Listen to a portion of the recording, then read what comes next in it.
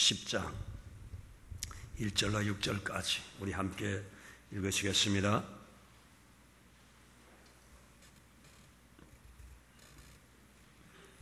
사도행전 10장 1절로 6절 우리 함께 읽으시겠습니다.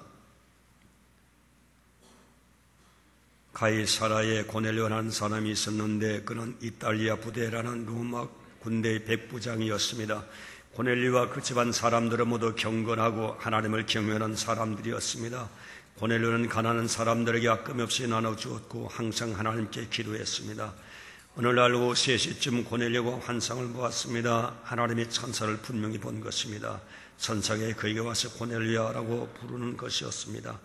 고넬료가 천사를 쳐다보고 주님 무슨 일입니까? 라고 물었습니다. 천사가 대답했습니다. 내 기도와 내가 가난한 사람들에게 준 선물이 하나님 앞에 기억되는 제물로 올려졌다. 지금 사람들을 요빠에 보내어 베드로라고도 하는 시몬을 데리고 오너라.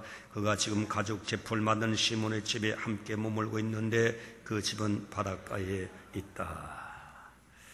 오늘 5번째로 하나님을 감동시킨 고넬료라는 제목으로 함께 은혜를 나누시겠습니다.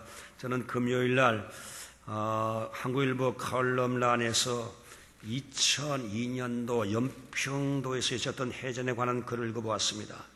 기억하는 분 많이 계시겠지요? 그런데 꽃게잡이 한참 철 아닙니까? 한국 어선들 보호하게 나갔던 한국 경비정에 북한 경비정이 다가와서 기습 도발을 해서 전쟁이 시작된 것입니다.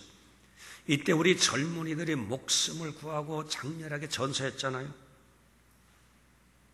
그래서 어떻게 싸우는가의 그 정신을 말하고 있는 글을 읽고 가슴이 찡했습니다.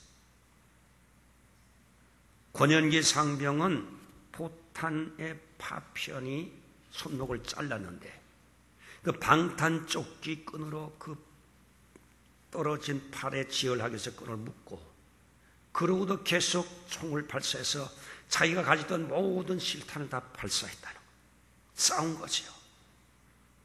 부상자를 돌보던 의무병 박동혁 상병은 직접 포를 잡고 적의 함대를 향해서 포를 쏘다가 그 적탄에 맞아서 온몸이 만신창이 됐다는 거예요. 그 시신을 수거한 다음에 몸에 있던 그 파편들을 수거했는데 100여 개의 파편이 나왔는데 그 모이가 3kg 정도의 파편이 몸에 박혀있다. 그러면서도 총을 잡고 싸웠다는 하체를 관통한 그 지휘관 중위는 전투를 끝까지 이희환 중위는 끝까지 전쟁을 지휘했다. 이순신 장군 같은 분입니다. 적의 총탄을 맞으면서도 피하지 않고 방화쇠를 남기는 자세로 숨겨간 조천영 하사다. 모두 경이로운 투혼으로 국가를 지키고 영토를 지키고 국민을 지킨 한국의 대한민국의 위대한 군인이었던 것입니다. 정말로 히드나이도 젊잖아요.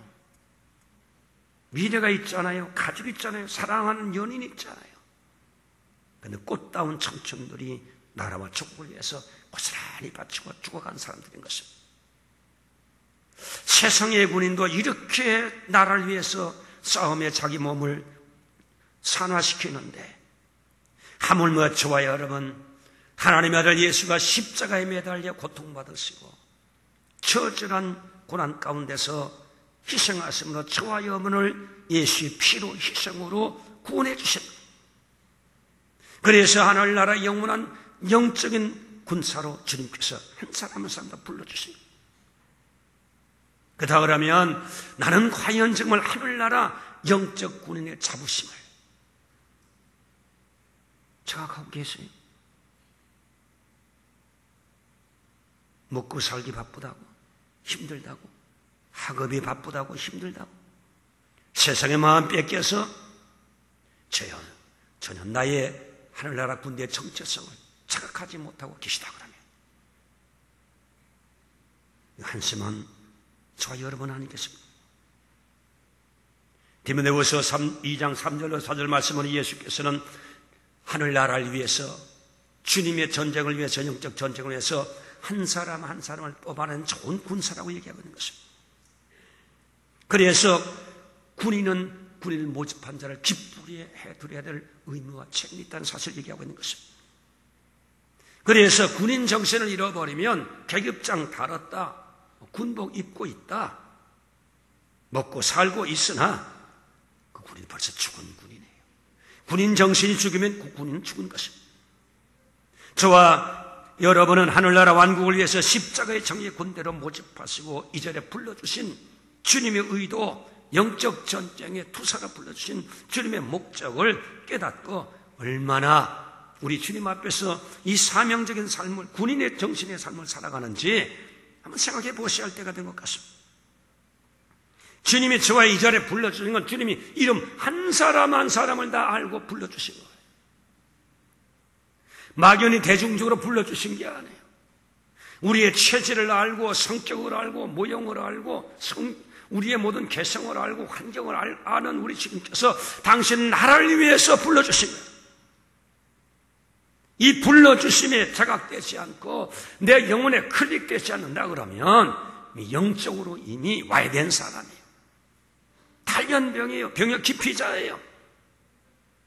주님의 부르심을 저버린, 주님의 은혜를 배은 망덕하게 여기는 배신자들, 주님 나라의 배신자예요. 주님의 구원의 은혜의 배신자들이에요. 오늘 저와 여러분 십자가 군인 정신에 살아있는 저와 여러분 되시기를 주님의 이름으로 축복합니다.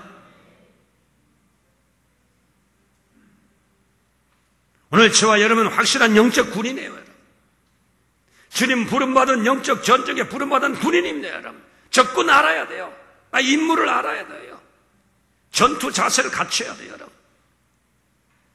오늘 저와 여러분, 오늘 우리의 목적이 뭐예요? 우리의 삶의 목적이 뭐예요? 우리 존재의 목적이 뭐예요? 이 세상입니까? 학문입니까? 사업입니까? 성공입니까? 이 세상의 행복입니까? 예, 가져야지요. 그러나 저와 여러분이 가져야 할 군인 정신은 바로 하늘나라예요. 주님의 왕국이에요. 주님의 통치가 나를 통해서 이 땅에 이루어지도록 하셔야 돼요. 영적 전쟁에 승리한 군인으로 살아갈 수 있도록 우리 주님 앞에 기도하셔야 되는 거예요. 이게 먼저 하셔야 될 일이다 이 말이에요. 그 나라를 먼저 구하는 저와 여러분 되십니다. 영원 구원을 위해 부름받은 주님의 뜻을 이루어갈 수 있도록 영원한 성공자가 되기 위해서 주님 앞에 자세를 갖추셔야 되는 것입니다. 오늘은 고넬료에 대한 우리 설교 5번째가 되는데 그는 로마의 직업 군인이었습니다. 십자가에, 그러면서 십자가의 확실한 영적 군인이었습니다. 그래서 영적 군인으로 우러나온 기도가 바로 뭐예요? 오늘 설교 노트에 있는 것처럼 영혼 구원에 대한 기도예요. 하나님 나라 확장에 대한 기도예요.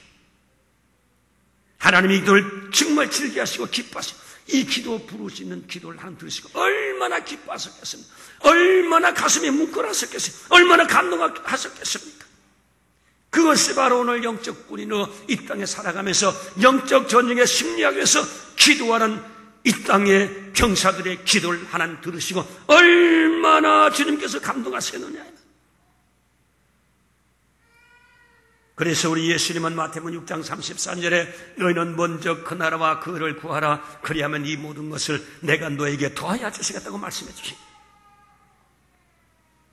오늘 저와 여러분 이 땅에 군인으로 부름받은 자는 하늘나라를 먼저 구해야 돼. 그게 군인 정신, 영적 군인 정신을 가진 자, 신앙의 정신을 가진 자, 믿음의 정신을 가진 자예요.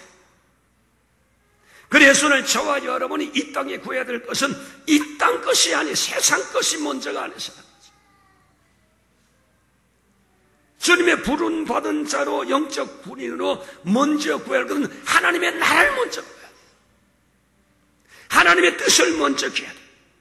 주님이 세우신 목적과 의도, 저를 불러주신 그 목적과 의도를 먼저 구하는 것이 저와 여러분 해야 되는 것입니다. 하늘나라가 뭐예요? 그 나라가 뭐예요? 나라가 형성되기 위해서는 예수를 우리 사모님 말씀해 주신 것처럼 먼저 국민이 있어야 돼. 나라 국민이 있어야 돼. 나라는 국토가 있어야 되잖아요. 나라는 주권이 미쳐야 되는 거 아니에요. 이 중에서 중요한 것은 바로 뭡니까? 국민이에요. 국민. 국민 없는 영토 무슨 의미가 있는 거예요? 국민 없는 주권 무슨 의미가 있는 거예요? 국민이 먼저시 국민이 있어야 하는 것입니다.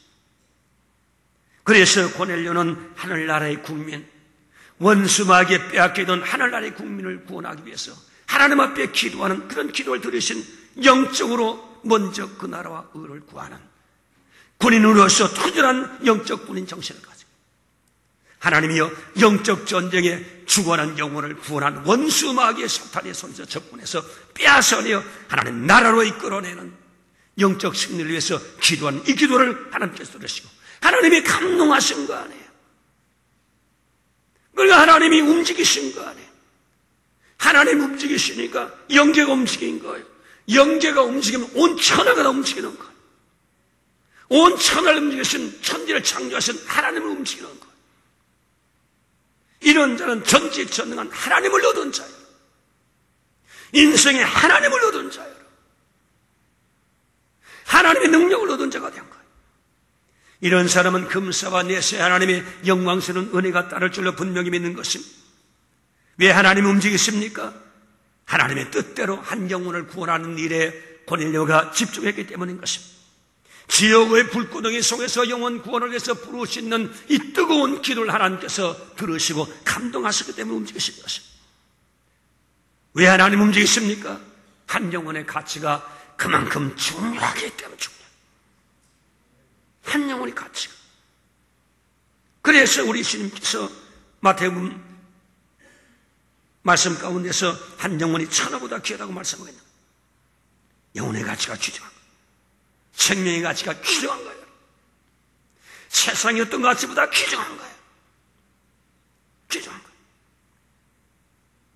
여러분, 여기 나온 분 중에 세상과 모든 것 다 줄 테니까 너 생명 달라 그러면 내어놓을 사람이 있습니까?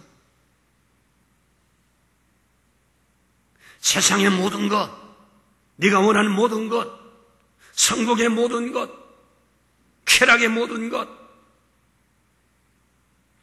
명예의 모든 것 줄 테니 너 생명하고 바꾸자. 예, 좋습니다고 바꿀 사람 있어요? 대답 안 하시네. 반대로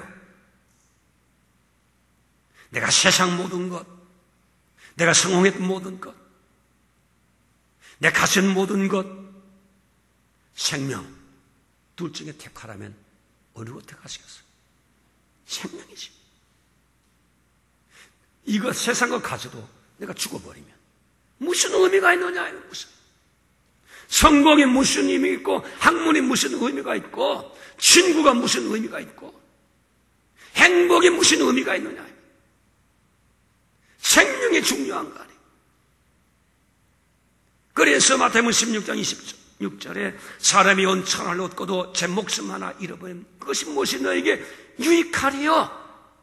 사람이 무엇을 주고 제 목숨과 바꾸겠느냐? 바꾸겠네. 세상의 모든 목적이 달성되고 사치가 내 삶 속에서 풍요로워지고 명예 갖고 성공해도 오늘 내 영혼이 세상 마지막 날에, 주님 오실 날에, 심판의 날에 영생을 얻지 못하고 천국을 얻지 못하고 지옥으로 떨어진다. 영원한 불못으로 떨어진다. 유황불 펄펄 떴는 불못으로 떨어진다. 고통스러운 장소로 떨어진다. 물 안 먹으면 장소로 떨어진다. 절망의 장소로 떨어진다. 아우성과 비명으로 온 시간을 지새워야 될 그 무서운 지옥의 불도덕 속에 떨어진다. 다시 빠져나올 수 없는 지옥으로 떨어진다. 그렇다면 세상의 성공을 위해서 살았던 그 의미가 무슨 의미가 있느냐? 돈이 지옥에서 구원해 주냐? 중요한 것은 저와 여러분 생명을 얻어야 되는 것입니다. 천국의 생명을 먼저 얻어야 되는 거예요. 어쨌든 주님이 주시는 그 영원 예수님께서 피로 구속해 주셨습니다. 그래서 오늘 저와 여러분, 우리 주님께서 이 지옥의 향배를 넘어왔기 때문에 당신이 하나님의 보좌를 버리고 이 땅에 육신의 몸을 빌려 입고 와서 33년 동안 무지한 인간들에게